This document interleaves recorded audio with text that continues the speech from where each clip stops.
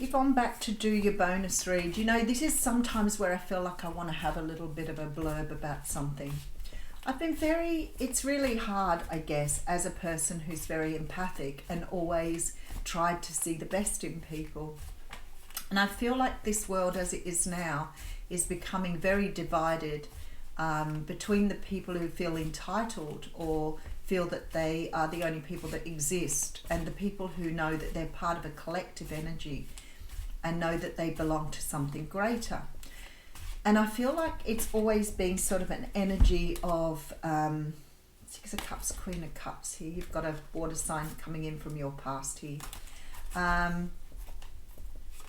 It's always been something that I've probably thought not too much of. And now we have social media and, you know, the TikToks and the Facebooks and things. We're seeing a greater divide in the people. Sometimes people comment unfairly or rudely without actually backing up what they say. So it's okay to think somebody's, you know, not a nice person, or, you know, you don't like them. That's okay. You don't have to give a reason for that. Absolutely not. But it's really good if you're being critical of someone to tell them why that makes you feel that way. So if you're going to say to someone, you know, you are horrible, then how does that person know how to adjust their behavior when they're not given a reason for why somebody thinks they're horrible? So it would be much more adult and a lot more mature to be able to say to somebody, I think that you're horrible because last time I gave you a present you didn't say thank you.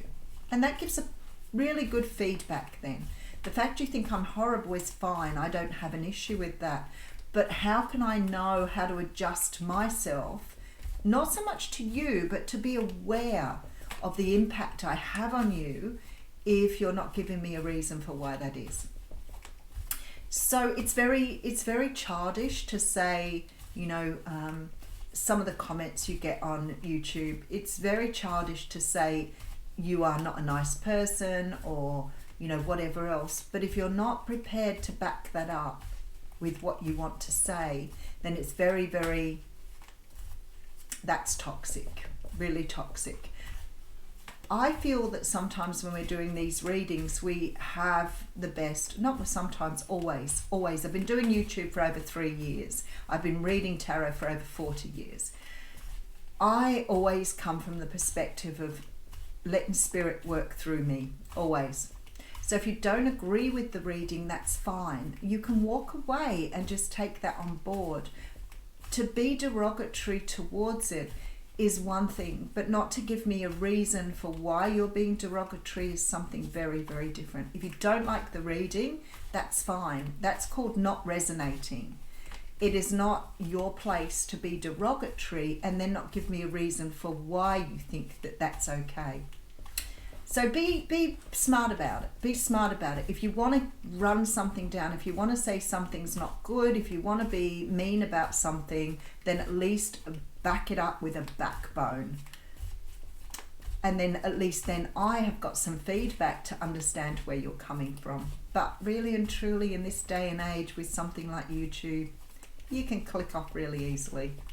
You can walk away. Not everything I see on YouTube makes me feel good, but I don't always run the creator down. It's not necessary. All right, that's my blurb for this morning. Okay, so we have the Five of Wands coming through. The Five of Wands is a card that does talk about conflict, funnily enough. So funny that it's come up in this reading. This can be conflict that you have with other people, but this also is conflict that sometimes you find within yourself. It is that energy of trying to sort through something that you're not 100% sure about. So it may be that you are trying to, it's sort of not like decision making either. It's like trying to see both sides of the fence, both trying to understand both sides of the story, for example. But for me, it's always the do I, don't I, will I, won't I, should I, shouldn't I card. Like it's got that sort of energy.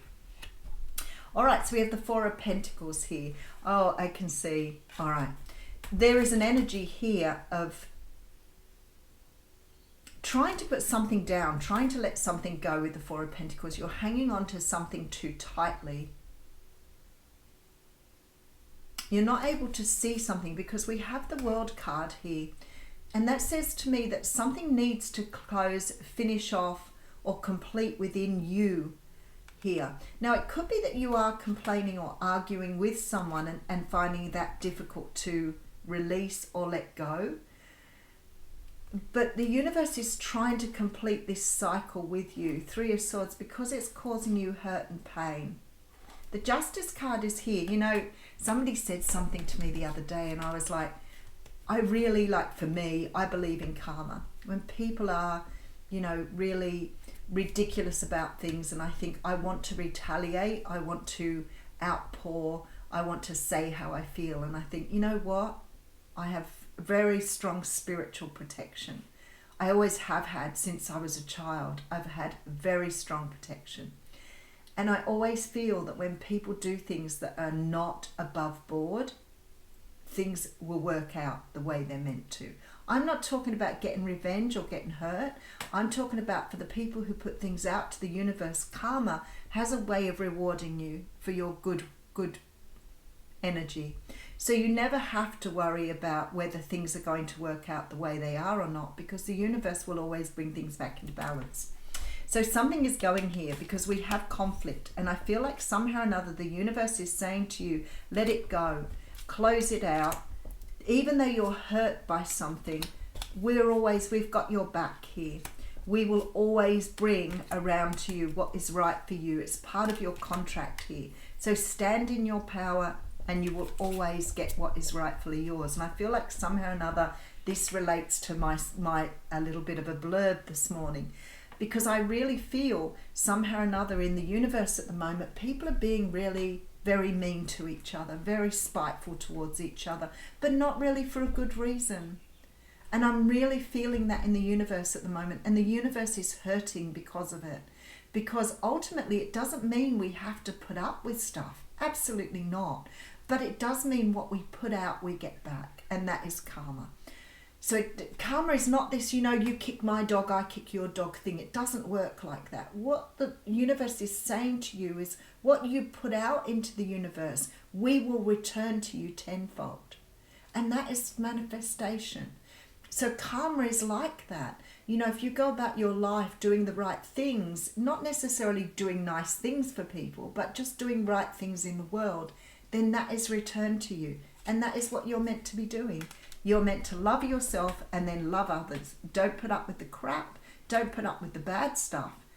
But don't feel that you need to retaliate, because ultimately things work out the way they're meant to. The Magician is here, so we're talking manifestation. So I feel like this came up a little bit in the reading yesterday about, you know, understanding that what you're putting out to the universe, you're manifesting back in. So if you're finding, like, for example, that I always use this example because it's happened to me before and it bolts me into place every time. You get up in the morning, you kick your foot on the bed and you're like, oh my God, that really hurt. It's going to be a terrible day now because I've kicked my foot. Oh, it's going to be one of those days. And it's like then everything seems to be one of those days. You seem to find you've got 3 or 4 things happening, and I often stop and I think, I'm doing this myself. I'm actually manifesting these things for myself because I'm thinking they're going to happen. I'm saying to the universe, I'm going to have a bad day, so the universe just gives you what you need. The Magician talks about manifestation, but it also talks about you having the tools you need.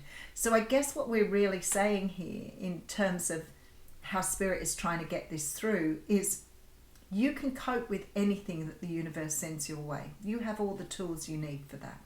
You have the resilience, you have the power, you have the intelligence, you have everything you need at your hands here to be able to cope with whatever comes your way. You've been gifted with those things, all of them. So, you know, this could be confidence, self-esteem. You've got it all. You don't need to worry, because whatever doesn't come in as a part of that, whatever else is happening outside of that, will just be looked after by the universe.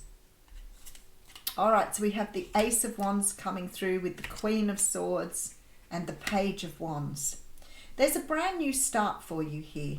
You know, it's really funny because I always talk about things happening inadvertently, and I feel like something is happening here that perhaps you didn't see coming in the way it's going to come in.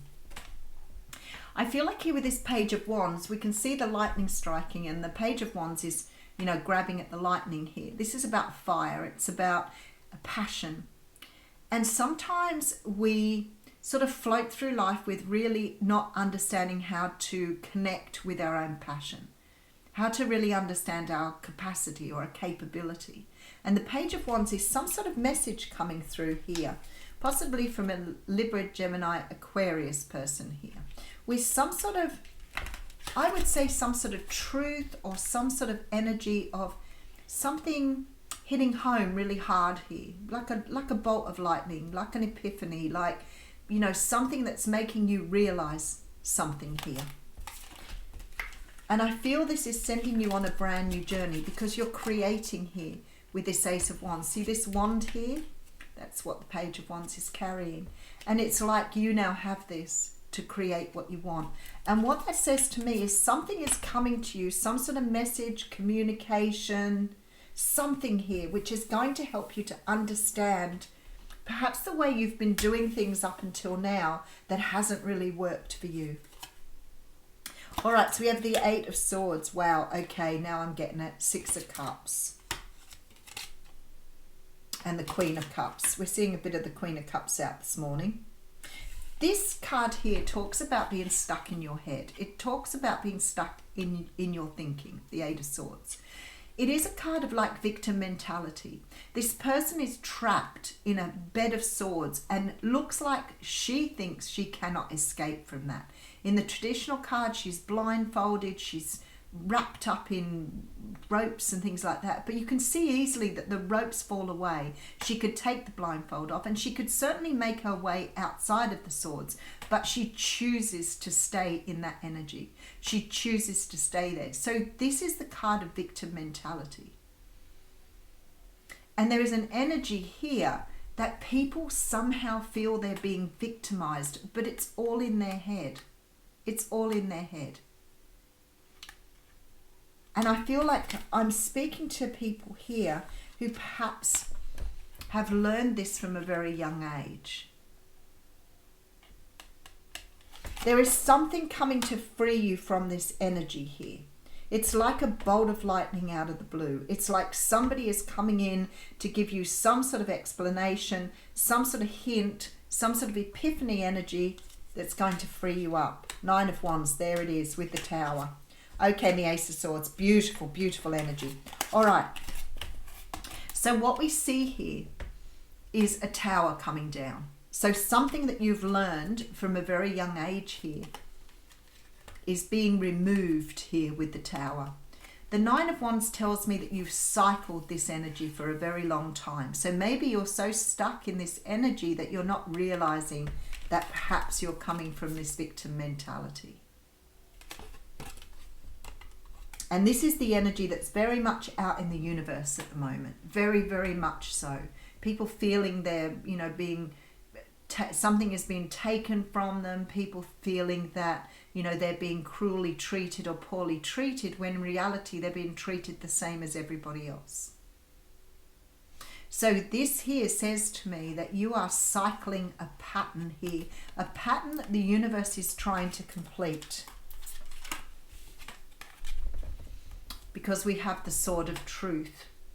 So this is like seeing things for the first time, seeing an energy for the first time, having a realization here. This is your epiphany moment.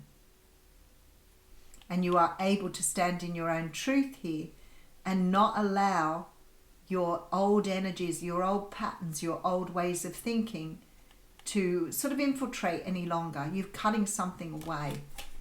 Now I say with the Tower, for me, the Tower is a brilliant energy because it clears away the old to rebuild something new. So this time around, you won't be building on the old energy.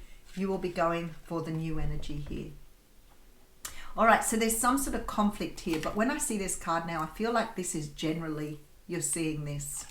It's really separating people up. There is something that you need to let go of here. You're holding on too tightly to a way of being or a way of doing things that is no longer serving you. There is an energy here of completion, letting go of heartache and pain, and just allowing the universe to do its work. This is the card of karma. Now I see here with the Eight of Pentacles, for some of you this may be around your work, but I feel like for many of you here, this is actually working on this energy to try and understand it. But this Three of Pentacles tells me it's written in your soul contract. It was meant to be this way. You are starting to understand how to do things differently. For some of you, this is definitely about some sort of work contract here. For others of you, this may be a court case going in your favor here. It could be creating a new business or a new job. But something here is helping you to stand in your power, to see the truth of things here, and to let go of some sort of pattern here that you have been carrying around with you since you were young. But for some unknown reason, it's like you're ceding or surrendering to the injustice rather than understanding you have the tools you need.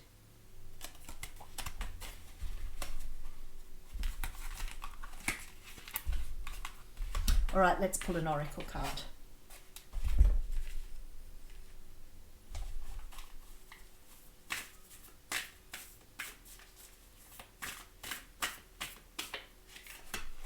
Taming the wind.